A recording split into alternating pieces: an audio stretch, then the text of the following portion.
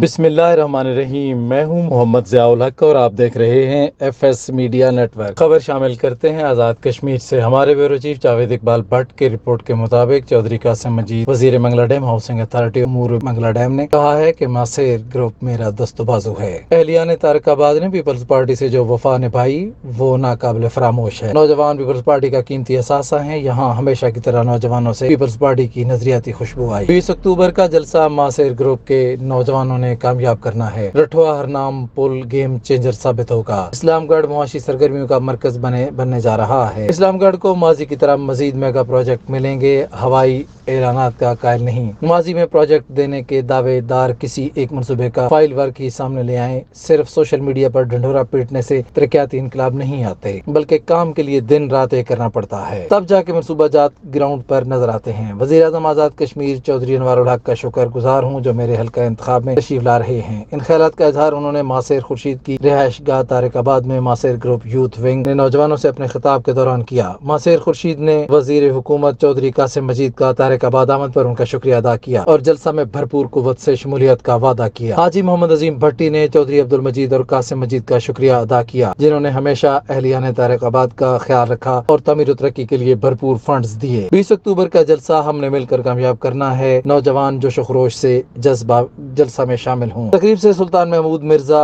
بابو اصغر علی اور دیگر نے خطاب کیا، جبکہ چودھری محمد عارف، کونسلر محمد وائس، چیئر اسحاق مغل کے علاوہ عوام، علاقہ اور نوجوانوں کی کثیر تعداد شرکت۔ سبسکرائب کیجئے FS میڈیا نیٹ ورک اور سنتے رہیے تازہ ترین تبصرے اور خبریں۔